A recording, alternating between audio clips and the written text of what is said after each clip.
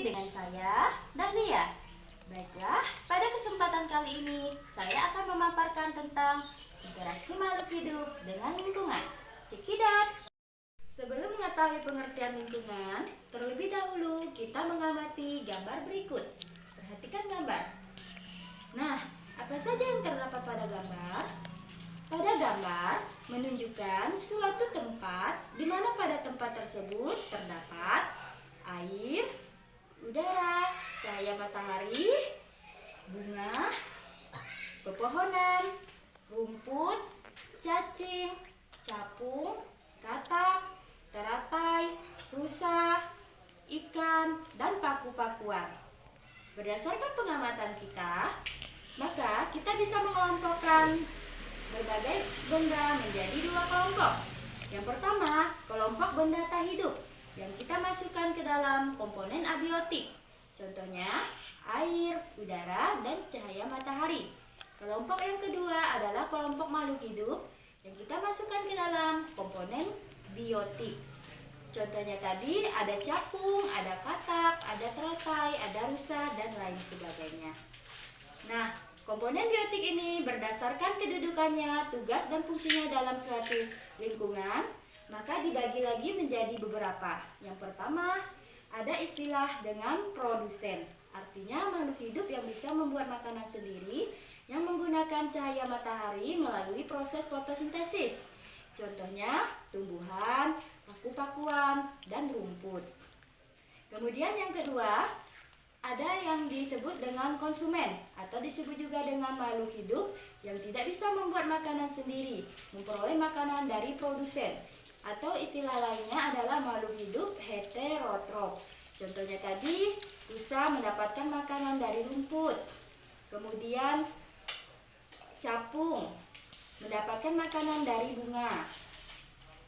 Nah, selanjutnya yang ketiga adalah pengurai atau dekomposer. Jika organisme yang telah mati, maka dia akan diuraikan oleh makhluk hidup yang bertugas sebagai pengurai. Contohnya itu cacing yang akan menguraikan makhluk hidup yang telah mati. Kemudian bakteri, jamur, serangga, dan lain sebagainya. Nah, segala sesuatu yang berada di luar suatu individu, baik dia bersifat biotik maupun bersifat abiotik, yang akan mempengaruhi kehidupan suatu individu ini kita namakan dengan lingkungan. Selanjutnya, kita akan membahas satuan makhluk hidup dalam lingkungan. Perhatikan gambar.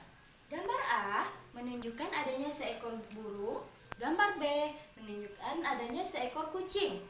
Nah, satuan makhluk hidup tunggal itu kita namakan dengan individu. Namun, individu ini di dalam suatu lingkungan, dia tidak bisa hidup sendiri. Biasanya, dia hidup bergerombol maupun berkelompok. Contoh, serumpun bambu, sekelompok semut, kumpulan individu yang sejenis yang menempati suatu daerah tertentu pada waktu tertentu kita sebut dengan populasi. Perhatikan gambar. Pada gambar, ada populasi monyet dan populasi tumbuhan yang hidup pada suatu daerah tertentu. Kumpulan berbagai populasi yang hidup pada suatu waktu dan terdapat pada tempat tertentu yang saling berinteraksi dan saling mempengaruhi satu sama lainnya kita sebut dengan komunitas. Perhatikan gambar kolam berikut. Pada kolam terdapat berbagai jenis ikan, air, tumbuhan teratai, batu, cahaya matahari, udara yang semuanya saling berinteraksi. Hubungan timbal balik antara makhluk hidup dengan lingkungan kita sebut dengan ekosistem. Kumpulan dari berbagai ekosistem akan membentuk satu kesatuan yang terdapat di permukaan bumi yang kita sebut dengan biosfer.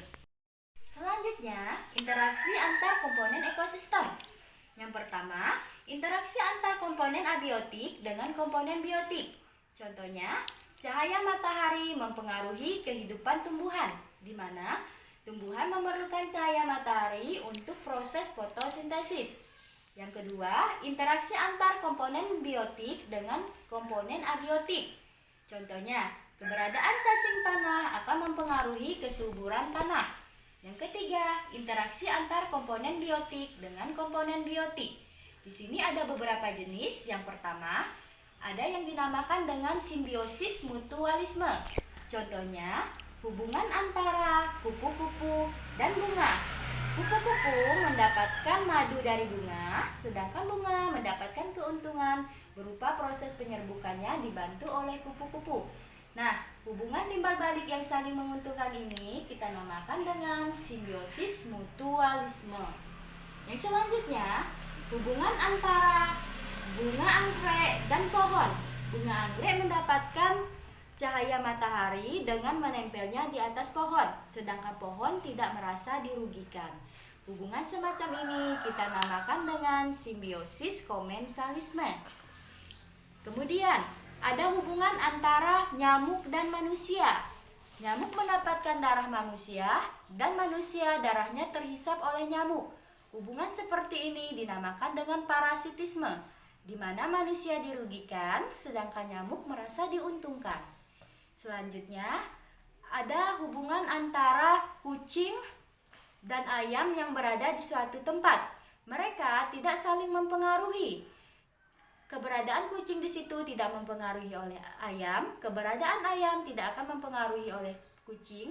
Ini yang dinamakan dengan netralisme. Kemudian juga ada istilah predator. Yang satu memangsa, yang satu dimangsa. Contohnya, musang dan ayam. Musang memangsa ayam, ayam dimangsa oleh musang. Kemudian pada suatu daerah ataupun di padang rumput, misalnya terdapat sapi dan kambing. Mereka sama-sama memakan rumput.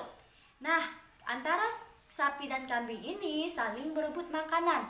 Ini yang dinamakan dengan kompetisi. Sekian pemaparan dari saya ucapkan terima kasih. Wassalamualaikum warahmatullahi wabarakatuh.